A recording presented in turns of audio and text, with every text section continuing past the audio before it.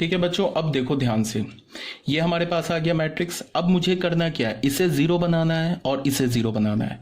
तो उसके लिए मैंने क्या सोचा कि ये जीरो कैसे होगा। ठीक है, अभी नहीं, अभी जीरो बनाने से पहले क्या किया हमने कि मुझे इसे वन बनाना है, जीरो बनाने से पहले इसे वन बनाना है। तो इसे वन कैसे मैं बना सकता हूँ, मैंने ऐसे सोचा कि अगर मैं R1 में, ऐसे मैंने देखा, अगर मैं 3:2 को इस 3 से सब्ट्रैक्ट कर दूं तो ये बन जाएगा, इस 2 को इस 3 से सब्ट्रैक्ट कर दूं तो ये भी 1 बन जाएगा। तो अगर मैंने ऐसा ट्रांसफॉर्मेशन लिया, R1 को मैंने चेंज किया R1 माइनस R2 कर दिया, यहाँ पे R3 भी कर सकते थे, कोई प्रॉब्लम नहीं है, तो ये 1 बन जाएगा। ठीक है, तो ये ट्रांसफॉर्मेशन ले लिया। अब कुछ भी ले सकते हो, अब तुम इसे 1 बनाना चाहते हो ना 3 को, तो तुम 3 से फर्स्ट रो को डिवाइड कर दो, वो भी चल जाएगा, उसमें भी कोई प्रॉब्लम नहीं है। लास्ट में हमारा जो फाइनल आंसर आएगा वो सेम आएगा। ठीक है, तो मैंने क्या किया, मैंने इसको R1 को चेंज किया R1 माइनस R2, तो वो ट्रांसफॉर्मेशन यहाँ भी लगाना होगा। तो किसे चेंज किया मैंने, R1 को, तो R1 को चेंज किया तो ये क्या हो जाएगा, 0 माइनस 0, तो ये 0 हो जाएगा, 0 माइनस 1, ये -1 हो गया, 1 माइनस 0 इज 1, ये हो गया 0 1 0 1 0 0, ऐसे हो गया, ये कोई प्रॉब्लम नहीं है ए। और यहाँ क्या हो गया, R1 रो चेंज हो रहा है, 3 मतलब R2 का एलिमेंट लो और R1 के क्रॉसपॉन्डिंग एलिमेंट से सब्ट्रैक्ट कर दो, तो 3 माइनस 2 1। अब ये क्या होगा, सब्ट्रैक्ट करेंगे -2, ये भी आ जाएगा -2, तो ये हो जाएगा -4। ये क्या हो जाएगा, 2 माइनस 3 -1। सेकेंड रो और थर्ड रो में तो कोई प्रॉब्लम ही नहीं है, इसको तो एज इट इज रहने देंगे, 2 माइनस 3 और 3।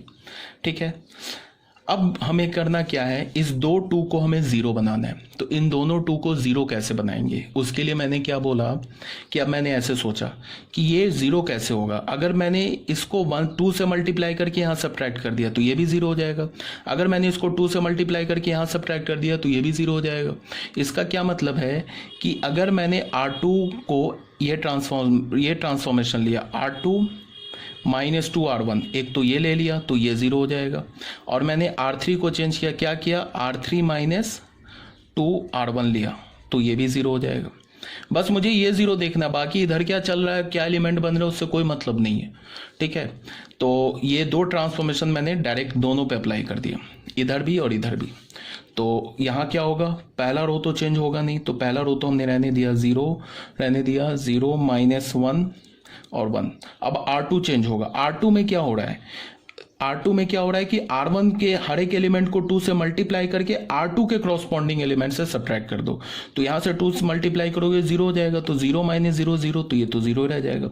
इसको 2 से मल्टीप्लाई करोगे तो ये -2 हो जाएगा। अब -2 को सब्ट्रैक्ट करना है किसमें से, 1 से, तो क्या हो जाएगा 1 + 2, तो ये 3 हो जाएगा।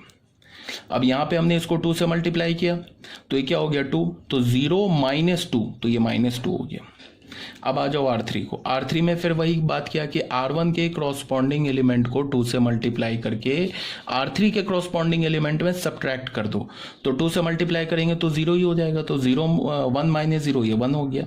अब ये क्या, इसको 2 से मल्टीप्लाई करोगे तो क्या हो जाएगा, ये -2 हो जाएगा। अब -2 को सब्ट्रैक्ट करना है किस में से, 0 में से, तो क्या हो जाएगा 0 माइनस ऑफ -2, तो क्या हो जाएगा 0 + 2, तो ये 2 हो गया। अब इसको हमने 2 से मल्टीप्लाई किया तो 2, अब 0 - 2, तो ये -2 हो गया। तो इधर का आपने काम कर लिया, समझ रहे हो बात को।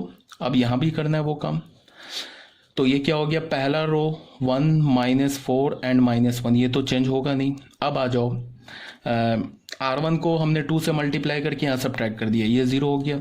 यहाँ से 2 मल्टीप्लाई किया तो ये हो गया -8। अब 2 माइनस ऑफ -8, तो क्या हो जाएगा 2 + 8, ये क्या हो गया 10। ठीक है, अब यहाँ क्या हो जाएगा, 2 से मल्टीप्लाई किया तो -2, तो 3 माइनस ऑफ -2, तो क्या हो जाएगा 5, तो ये हो गया 5। अब फिर आ जाओ, फिर इसको मल्टीप्लाई किया हमने 2 से, सब्ट्रैक्ट किया, ये हो गया 0। इसको मल्टीप्लाई किया 2 से, तो ये हो गया -8। अब -8 को सब्ट्रैक्ट करना है किस में से, -3 में से, तो क्या हो जाएगा -3 + 8, तो ये हो गया 5। अब इसको हमने 2 से मल्टीप्लाई किया तो ये हो गया -2। अब -2 को सब्ट्रैक्ट करना है किस में से, 3 में से, तो क्या हो जाएगा 5। अब ये बन गया। ठीक है, अब फिर मैंने देखा, अब हमारा टारगेट क्या है, इसको हमने 1 कर दिया, इस 2 को 0 कर दिया। अब हमारा टारगेट क्या है, इसे 1 करना। इसे पहले 1 करेंगे, फिर इस 2 को 0 करेंगे।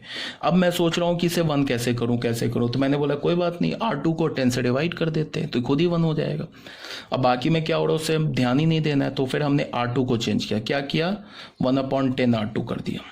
ठीक है, तो इधर भी ये ट्रांसफॉर्मेशन यूज करना होगा। सेकेंड रो के हर एक एलिमेंट को 10 से डिवाइड कर दो, तो ये क्या हो जाएगा, फर्स्ट रो तो चेंज होगा नहीं, इसको 0/10 0, ये क्या हो गया 3/10, ये क्या हो गया -2/10। ये थर्ड रो भी चेंज होगा नहीं, 1 2 -2 हो गया इंटू ए, ऐसे हो गया।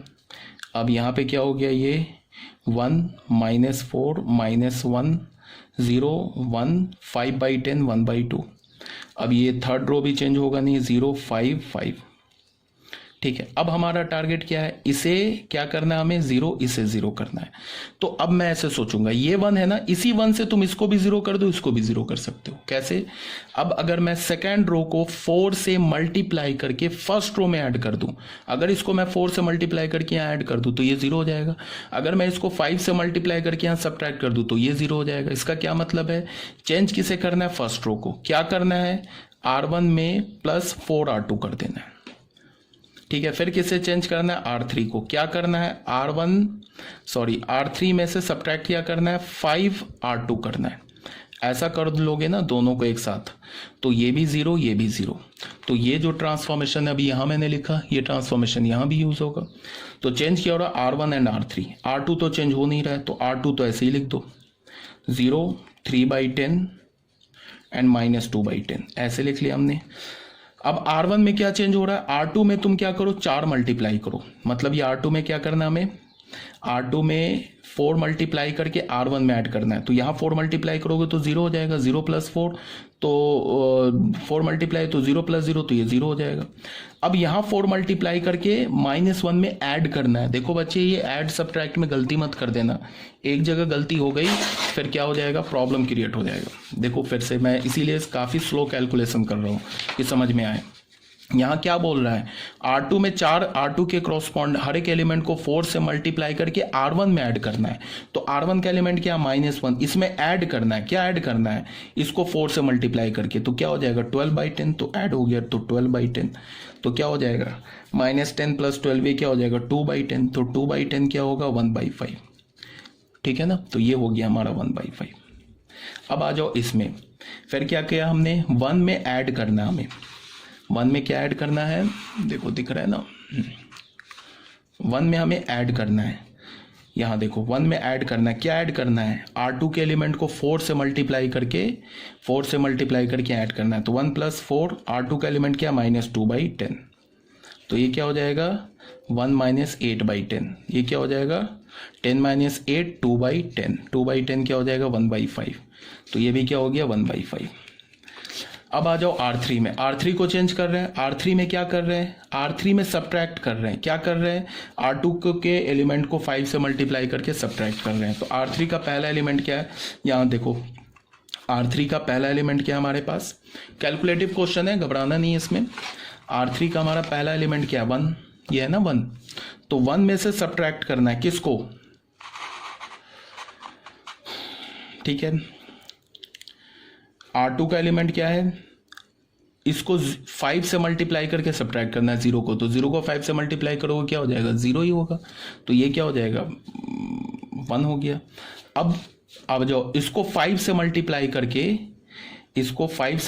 करके इसमें से सब्ट्रैक्ट करना है, तो 2 में से सब्ट्रैक्ट करना है। क्या सब्ट्रैक्ट करना है, 3/10 को 5 से मल्टीप्लाई करके, तो ये क्या हो गया 2 - 15/10, तो क्या हो गया 20 - 15 5/10, ये क्या हो गया 1/2, तो यहाँ क्या हो गया 1/2।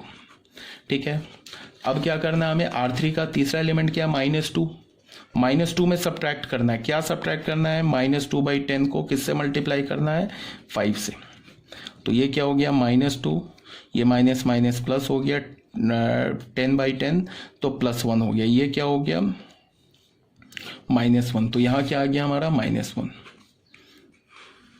इंटू ए। अब ये सेम ट्रांसफॉर्मेशन यहाँ भी लिखेंगे, तो शुरू हो जाते हैं यहाँ भी। यहाँ पे क्या है हमारे पास, पहले किसको चेंज नहीं करना है, R2 को चेंज नहीं करना है, तो R2 तो हमारा ऐसे ही रह जाएगा 0 1 1/2। अब आ जाओ R1 R2 को 4 से मल्टीप्लाई करके R2 के हर एक एलिमेंट को 4 से मल्टीप्लाई करके R1 में ऐड कर दो, तो यहाँ 4 से मल्टीप्लाई करोगे तो ये तो 0 रह जाएगा, तो ये 1 रह गया। इसको 4 से मल्टीप्लाई करोगे तो ये 4 ऐड करेंगे तो -4 + 4 तो ये हो गया 0। इसको 4 से मल्टीप्लाई करोगे तो 4/2 2 ऐड करेंगे तो 1 + 2 तो ये 1 हो गया। ठीक है, अब आ जाओ R2 के एलिमेंट को 5 से मल्टीप्लाई करके यहाँ सब्ट्रैक्ट, इसमें से सब्ट्रैक्ट करना है R3 के एलिमेंट में, तो इसको 5 से मल्टीप्लाई किया तो 0 हो गया, तो 0 -0 तो यहाँ 0 हो गया। अब यहाँ से 5 से मल्टीप्लाई किया, सब्ट्रैक्ट किया तो ये भी 0 हो गया।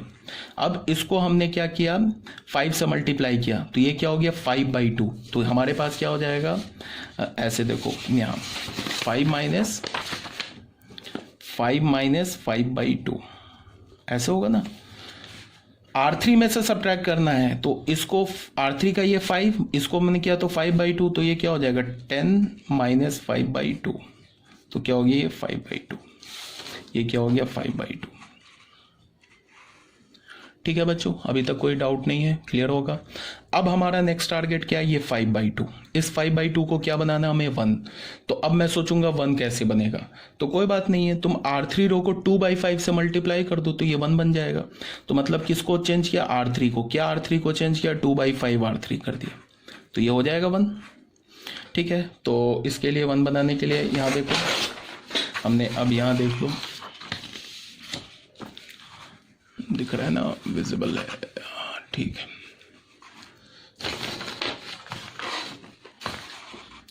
तो उसके लिए हमने क्या किया, देखो ध्यान से, यहां भी 2/5 से मल्टीप्लाई करना होगा, तो ये क्या हो गया हमारा, फर्स्ट रो सेकेंड रो तो चेंज होगा नहीं, तो 0 1/5 1/5 0 3/10 -2/10।